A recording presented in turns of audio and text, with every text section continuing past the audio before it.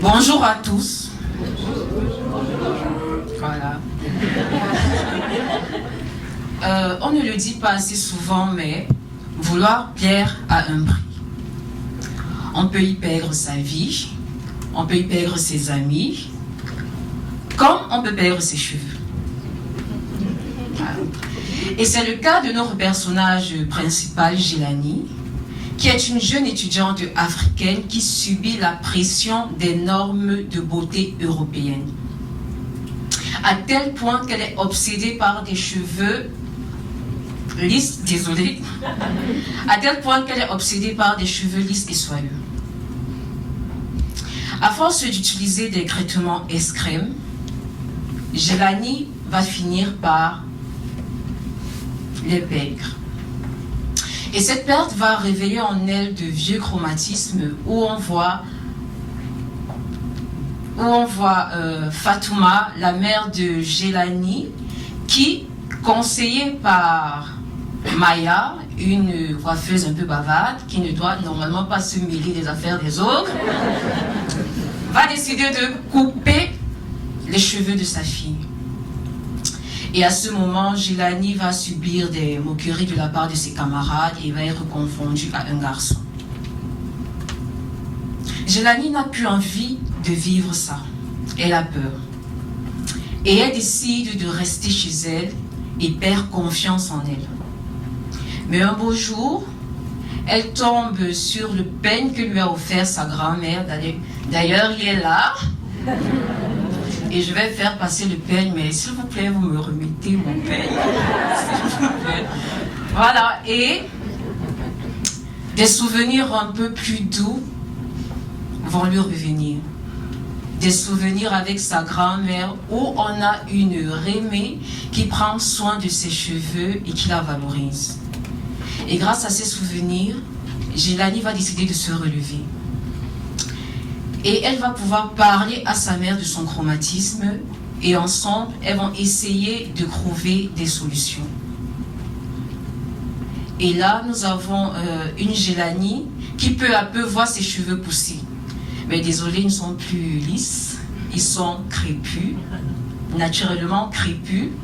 Et elle va apprendre à les accepter, les redécouvrir et s'accepter elle-même. Dans ce format de 10 minutes, nous avons voulu raconter le quotidien d'hommes et de femmes noirs sur leurs cheveux. Des cheveux assez difficiles. Et tout comme Jelani, moi, on m'a longtemps dit que mes cheveux étaient très touffus et difficiles à coiffer. Et là, je vais un peu vous demander de regarder quelqu'un. C'était une star au début. Alors, nous avons notre star Nikki. Elle est très bien coiffée, c'est agréable à voir, elle est jolie, elle est belle, c'est une star, oui, tout le monde adore. Mais cette coiffure prend du temps, de l'argent et parfois c'est douloureux. Et moi, ça, j'ai pas voulu le supporter. Et comme Jelani, j'ai décidé de défriser mes cheveux. Mais je vous assure, le défrisage est encore plus douloureux. Et là, je me posais la question, qu'est-ce que je fais? Qu'est-ce que je fais? Je reste rasée, je me défrise, je reste avec les cheveux crépus. Bon, j'ai décidé de revenir au naturel.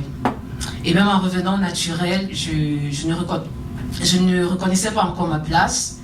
Et peu après, j'ai dit, bon, moi je me fais des crêtes. Et je suis belle avec mes crêtes.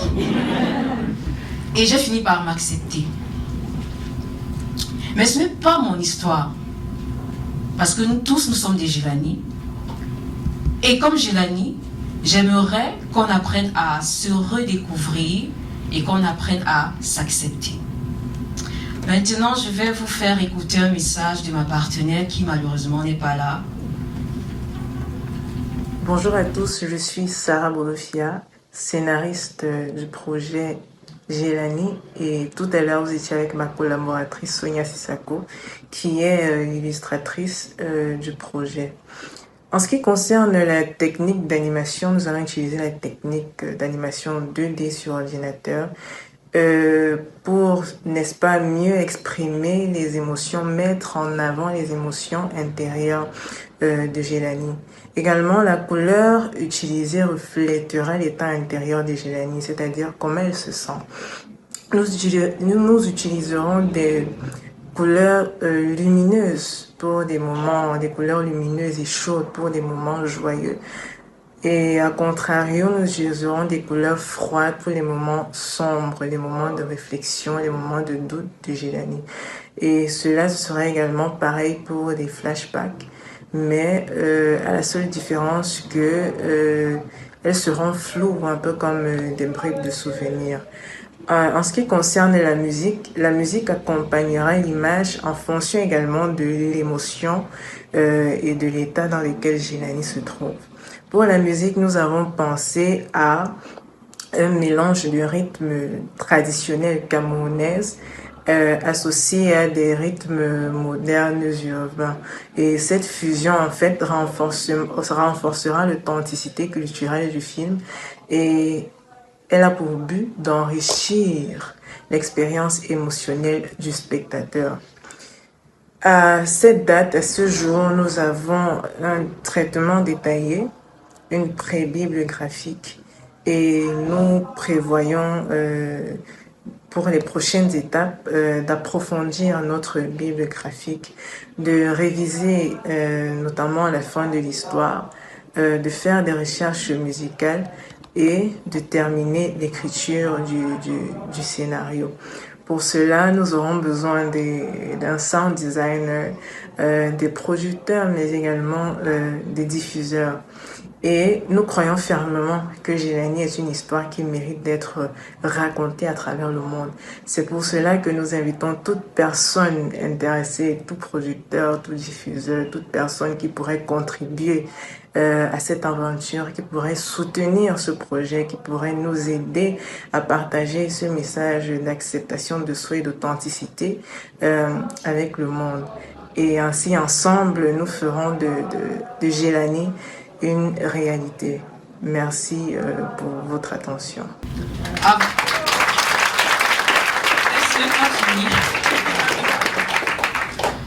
Du coup, avant de terminer, j'aimerais reprendre la citation d'une artiste célèbre. Une femme qui se coupe les cheveux est une femme qui s'apprête à changer de vie. J'ai changé de vie et j'espère aussi qu'avec cette histoire, nous pourrions changer la vie d'autres femmes. N'applaudissez pas encore.